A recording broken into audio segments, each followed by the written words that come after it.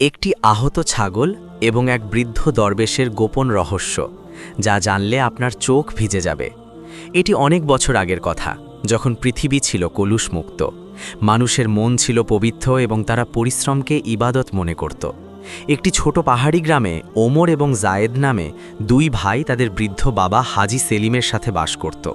হাজি সেলিম ছিলেন একজন নেককার ও অভিজ্ঞ রাখাল। হাড় ভাঙা খাটুনিতে তার শরীর ভেঙে গিয়েছিল, কোমর নুয়ে পড়েছিল এবং নিঃশ্বাস হয়ে এসেছিল ক্ষীণ, কিন্তু তার অন্তর তখনও আশায় ভরপুর ছিল। তিনি আশা করতেন তার ছেলেরা তার পরিশ্রম আর উত্তরাধিকারকে সামনে এগিয়ে নিয়ে যাবে। গ্রামে তাদের ভেড়া ও ছাগলগুলো খুব বিখ্যাত ছিল, পরিষ্কার, স্বাস্থ্যবান এবং সুশৃঙ্খলভাবে লালিত। এই পশুগুলোই ছিল তাদের জীবিকার একমাত্র উৎস। হাজি সেলিম বুঝতে পারলেন এখন সময় এসেছে দুই ছেলের হাতে দায়িত্ব সঁপে দেওয়ার। একদিন ফজরের পর তিনি দুই ছেলেকে কাছে বসালেন। তার কণ্ঠে ক্লান্তি থাকলেও শব্দগুলো ছিল প্রজ্ঞায় ভরা। তিনি বললেন, বাবারা, আমার শরীরে শক্তি ফুরিয়ে আসছে। এই পশুগুলো এখন তোমাদের দায়িত্ব। এগুলো দিয়েই সংসার চলে, এগুলোর মধ্যেই বরকত আছে।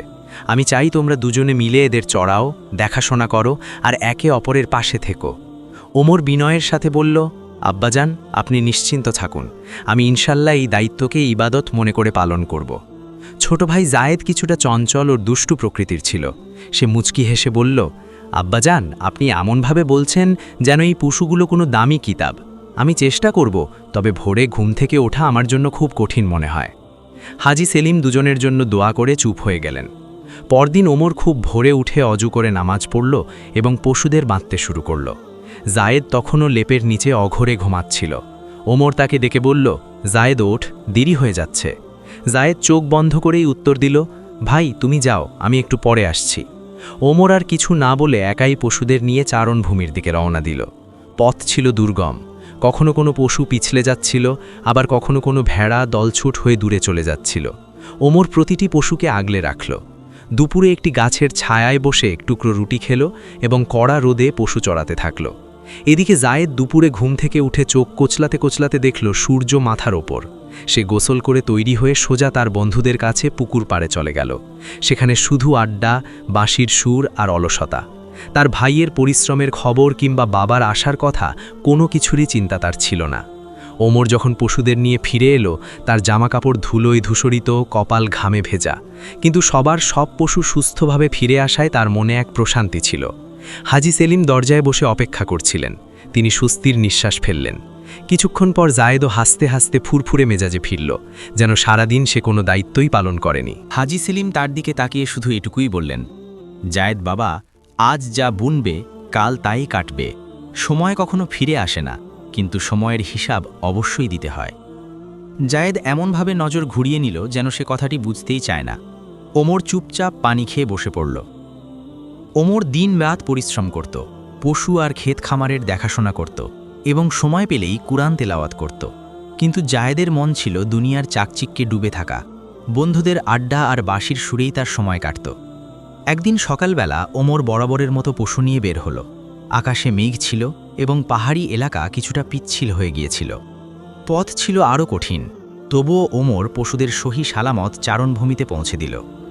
ঠিক সেই সময় একজন অপরিচিত বৃদ্ধ গ্রামের বাইরের পুরনো কুয়োর কাছে এসে থামলেন।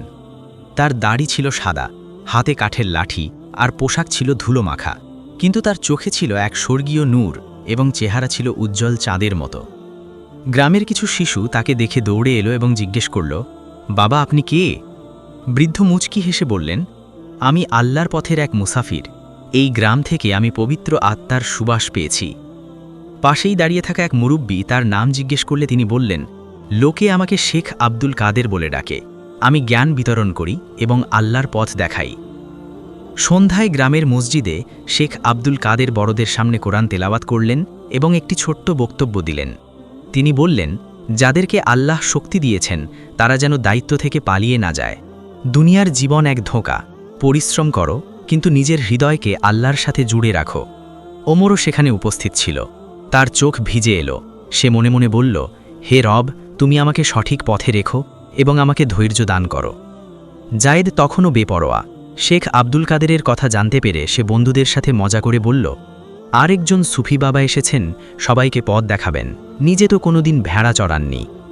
তার বন্ধুরা হাসাহাসি করল, কিন্তু হোসেন নামের এক বন্ধু বলল, জায়েদ, কখনো সময় বের করে ওনার কথা শুনে দেখিস। মাঝে মাঝে আল্লাহ কোনো দরবেশের মাধ্যমে আমাদের জীবনের জটিলতাগুলো সমাধান করে দেন। জায়েদ কথাটা উড়িয়ে দিল। শেখ আব্দুল কাদের কুয়োর পাশে বসেছিলেন। ওমর পশুদের নিয়ে যাওয়ার সময় সেখান দিয়ে পার হচ্ছিল। শেখ পাকে দেখে বললেন, বাবা, ক্লান্ত হও না?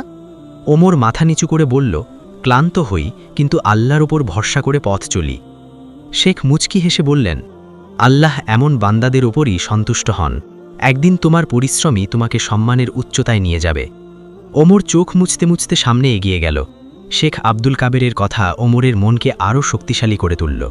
সে প্রতিদিন হাড় ভাঙা খাটুনি করত, পশুদের যত্ন নিত এবং সেই সাথে বাবার সেবাতেও নিজেকে বিলিয়ে দিত। আল্লাহর উপর তার বিশ্বাস ক্রমেই বাড়ছিল, কিন্তু অন্যদিকে জায়েদ তখনও দায়িত্বজ্ঞানহীন। তার মনে হতো এই কঠোর পরিশ্রমের জীবন শুধু ওমরের মতো যেন গম্ভীর মানুষদের জন্য তৈরি হয়েছে। সেদিন ওমরের হালকা জ্বর ছিল, তবুও সে পশুদের নিয়ে বেরোনোর প্রস্তুতি নিচ্ছিল। হাজি সেলিম বললেন, বাবা, আজ বিশ্রাম নাও।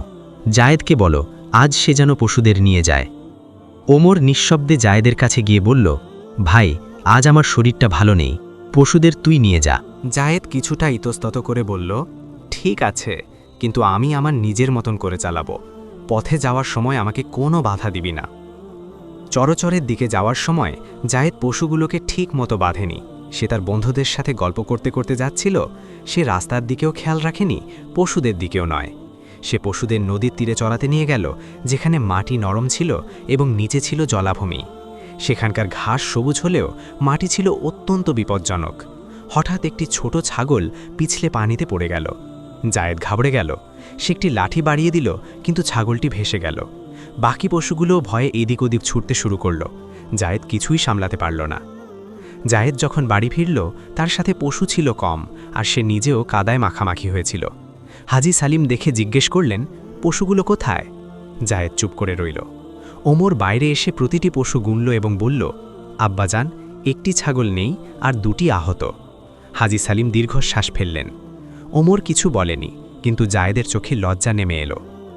সে রাতে কুয়োর পাশে বিষণ্ণ মনে জায়েদ বসেছিল। ঠিক সেই সময় শেখ আব্দুল কাদের সেখানে এলেন। তিনি তাকে দেখে বললেন, ভুল প্রতিটি মানুষই করে, কিন্তু বুদ্ধিমান সেই যে ভুল থেকে শিক্ষা নেয়। জায়েদ মাথা নিচু করে বলল, আমি সবকিছু খুব হালকাভাবে নিয়েছিলাম, আজ বুঝলাম দায়িত্ব কাকে বলে। শেখ বললেন, তওবার দরজা সবসময় খোলা থাকে বাবা, তবে তওবা শুধু মুখে নয়, কাজেও হওয়া উচিত। সে রাতে কুয়োর পাশে শেখ আব্দুল কাদেরের সাথে সেই সাক্ষাৎ জায়েদের অন্তরকে নাড়িয়ে দিল। প্রথমবারের মতো সে নিজের ভুলগুলো অনুভব করল। সে রাতে অনেকক্ষণ সে ঘুমাতে পারেনি এবং ভোর হতেই কাউকে না জাগিয়ে উঠে পড়ল। ওমর বরাবরের মতো পশুদের নিয়ে বের হতে যাচ্ছিল। এমন সময় দেখল জায়েদ আগে থেকেই তৈরি হয়ে দাঁড়িয়ে আছে, হাতে লাঠি আর চেহারায় গাম্ভীর্য। জায়েদ বলল, ভাই, আজ সাথে চলব, তুমি বললে পশুদের আমি সামলাবো। ওমর কিছুক্ষণ চুপ থেকে হালকা হেসে বলল, চল, তবে আজ আগে নিজের ওপর ভরসা করতে শেখ। দুই ভাই একসাথে চলতে লাগল।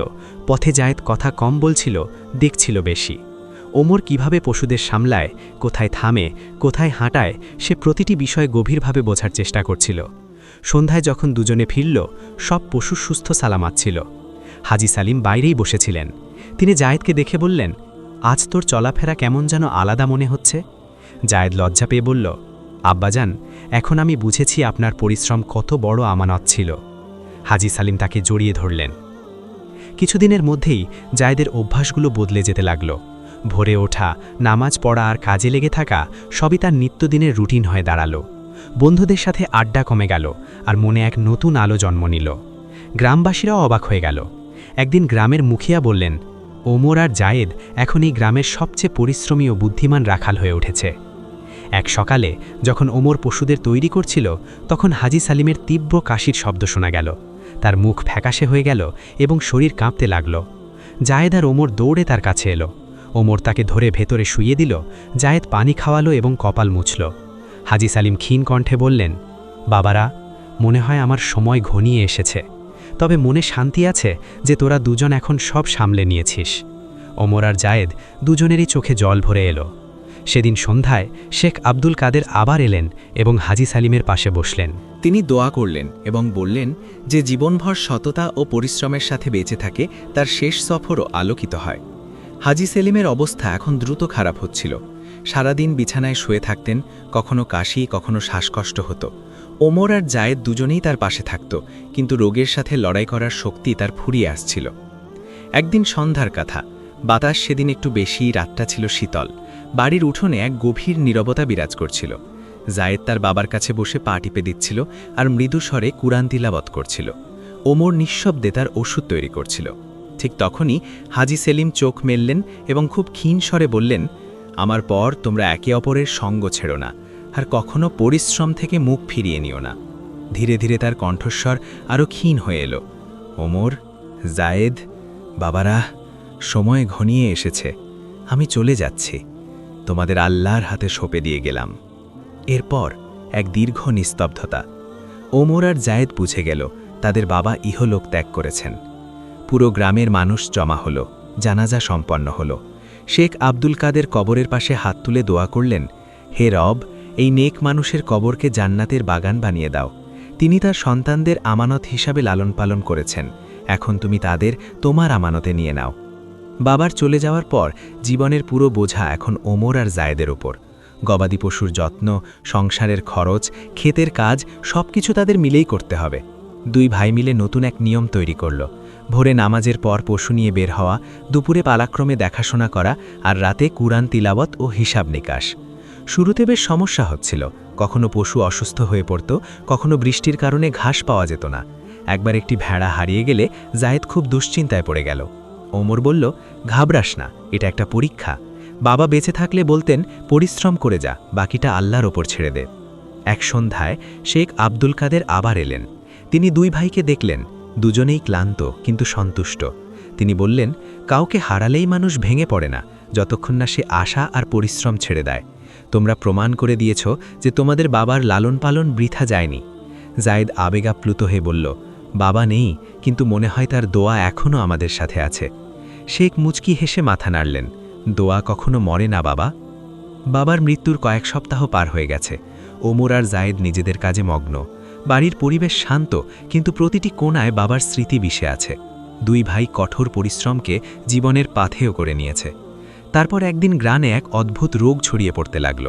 শুরুটা শিশুদের দিয়ে হলেও পরে তা বৃদ্ধ ও যুবকদের মাঝেও ছড়িয়ে পড়ল। জ্বর, শরীর ব্যথা আর বমির লক্ষণ দ্রুত ছড়াতে লাগল। গ্রামের কবিরাজও হিমশিম খাচ্ছিলেন, ওষুধ ফুরিয়ে গিয়েছিল।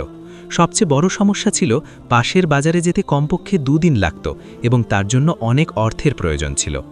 ওমর আর জায়েদ যখন বিষয়টি জানল, তখন মুখিয়া বললেন, গ্রাম বিপদে পড়েছে, অসুস্থদের জন্য ওষুধ আনা জরুরি, কিন্তু কোনো টাকা নেই, তোমরা কি কোনো সাহায্য করতে পারো? ওমর আর জায়েদ একে অপরের দিকে তাকালো।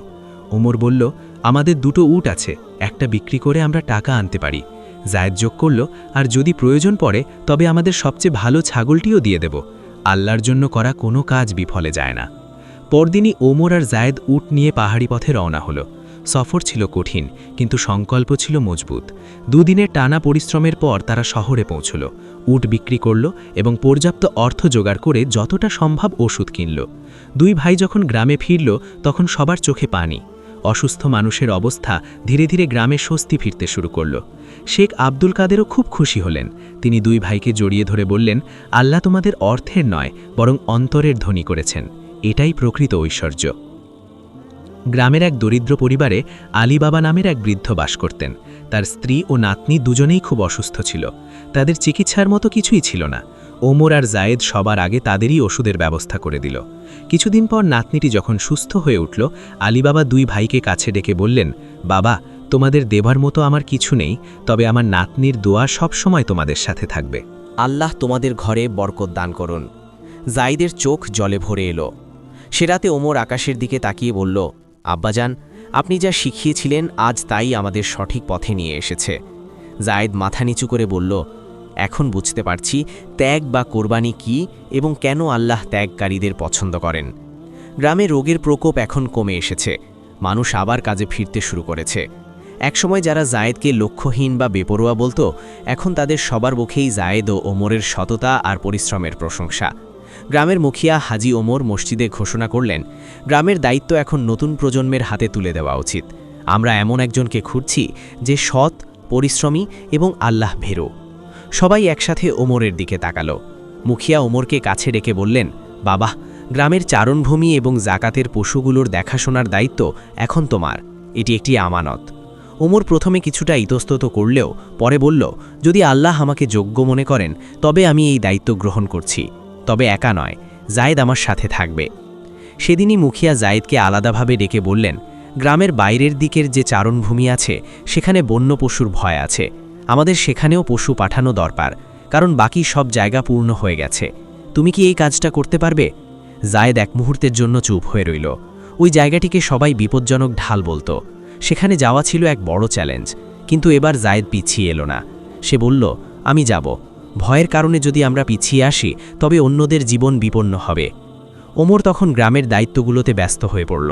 জাকাতের পশু তদারকি করা, গরিবদের মাঝে দুধ বিতরণ করা এবং অসুস্থদের সেবা করা। অন্যদিকে জায়েদ তার পশুগুলো নিয়ে সেই বিপজ্জনক ঢালের দিকে রওনা হলো। সেখানকার জমি ছিল অত্যন্ত অমসৃণ।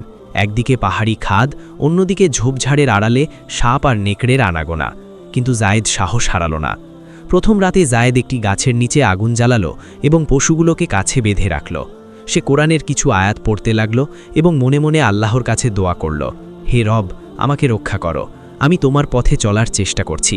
ঠিক তখনই ঝোপঝাড় থেকে শব্দ এলো। একটি নেকড়ে কাছে চলে এসেছিল। জায়েদ লাঠি হাতে তুলে নিল। মনে ভয় থাকলেও সে সাহস সঞ্চয় করল। সে জোরে চিৎকার দিল এবং পশুগুলোকে নিজের পেছনে সরিয়ে নিল। আল্লাহর রহমতে নেকড়েটি ভয় পেয়ে পালিয়ে গেল। সকাল হলো, জায়েদ বেঁচে ছিল এবং পশুগুলোও সুস্থ ছিল। তার চোখে ক্লান্তি থাকলেও চেহারায় ছিল এক স্বর্গীয় জ্যোতি। ওমর গ্রামে গরিবদের মাঝে এক নতুন আশার আলো ছড়িয়ে দিচ্ছিল। শেখ আব্দুল কাদের ওমরকে দেখে বললেন, আল্লাহ যাকে খেদমতের জন্য বেছে নেন তার অন্তরকে বিশাল করে দেন। তোমার মাঝে বরকত আছে বাবা। বরকত তো এখন সেই ভাইয়ের মাঝেও আছে যাকে সবাই একসময় হারিয়ে যাওয়া বা নষ্ট হয়ে যাওয়া মনে করত। জায়েদ এখন বিপজ্জনক ঢালে পুরোপুরি মানিয়ে নিয়েছে। সে প্রতিদিন পশুদের সামলায়, ঝোপঝাড় থেকে চারণভূমি খুঁজে বের করে এবং প্রতিদিন সন্ধ্যায় আল্লাহর শুকরিয়া আদায় করে যে পশুগুলো এবং সে নিজে সুস্থ আছে। একদিন পাহাড়ের পাদদেশে জায়েদ যখন ঘাস সংগ্রহ করছিল তখন সে একটি আর্তনাদ শুনতে পেল। ঝোপের দিকে তাকিয়ে দেখল একটি আহত ছাগল পড়ে আছে, যার একটি পা ভাঙা এবং শরীর থেকে রক্ত ঝরছে। পাশে কোনো মালিক বা কোনো চিহ্ন ছিল না। জায়েদ লাঠি নামিয়ে রেখে নিজের গামছা দিয়ে ছাগলটির ক্ষতস্থান বেঁধে দিল এবং ধীরে ধীরে সেটিকে কোলে নিয়ে নিজের ডেরায় নিয়ে এলো। যন্ত্রণায় পশুটি কাঁপছিল। জায়েদ মনে মনে দোয়া করল, হে রব, এর কষ্ট দূর করে দাও।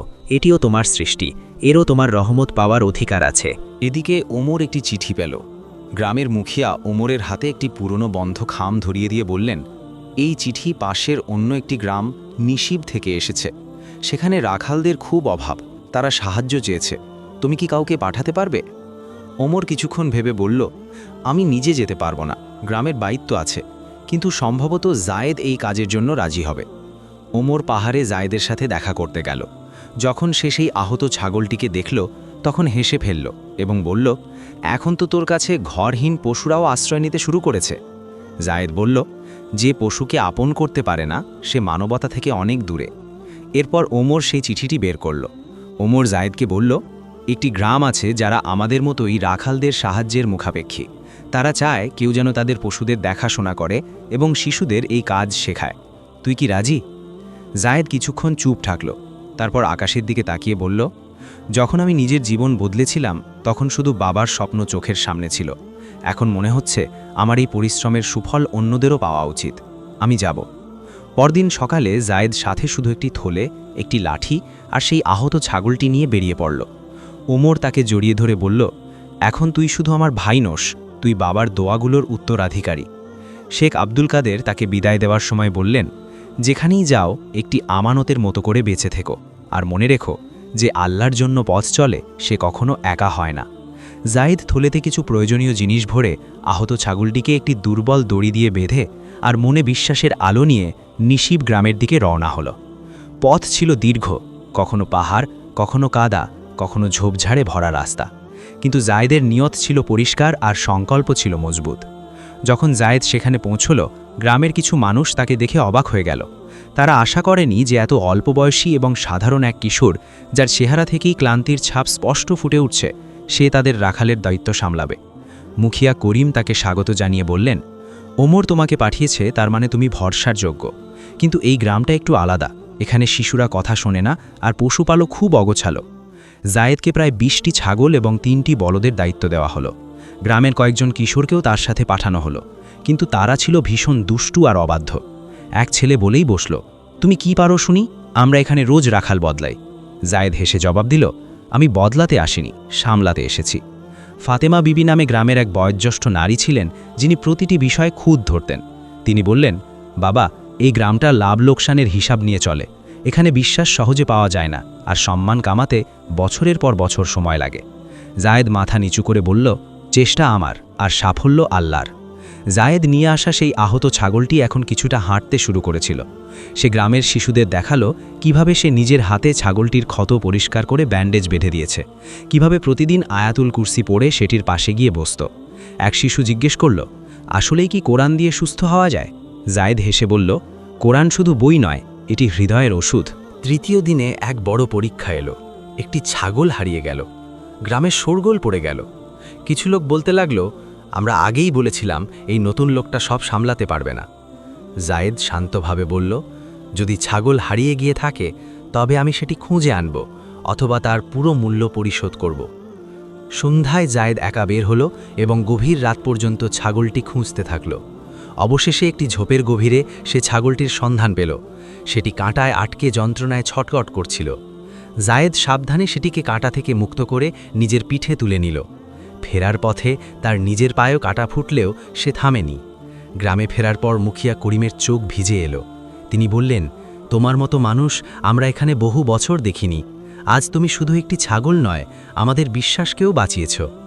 এখন জায়েদের পরিশ্রম ফল দিতে শুরু করেছে। নিচু এলাকার মানুষ ধীরে ধীরে তাকে বিশ্বাস করতে লাগল। শিশুরা এখন তার কথা মন দিয়ে শোনে, এমনকি পশুগুলোও তার শীষ শুনে চলতে শুরু করেছে। মুখিয়া করিম এখন তাকে ব্যাটা বলে ডাকেন। এক সন্ধ্যায় জায়েদ যখন ছাগল বাঁধছিল, তখন ছোট বাচ্চা আয়ান কাছে এসে বলল, ভাই, কুরআনের সেই আয়াতটি আবার বলো তো, যা তুমি ছাগলদের ওপর পড়ো। জায়েদ হেসে বলল, কাল সব বাচ্চাদের নিয়ে এসো, আমি সবাইকে একসাথে শিখিয়ে দেব। পরের দিন গ্রামের একটি গাছের নিচে জায়েদ শিশুদের সূরা ফাতিহা, সূরা ইখলাস এবং আয়াতুল কুরসি শেখাতে শুরু করল। শিশুদের চেহারায় এক নতুন আভা দেখা দিল। তাদের হৃদয়ে প্রথমবারের মতো আল্লাহর নামের মিষ্টতা অনুভূত হল। জায়েদ বলল, রাখাল শুধু পশুদের হয় না, সে মানুষের হৃদয়েরও পথপ্রদর্শক হতে পারে।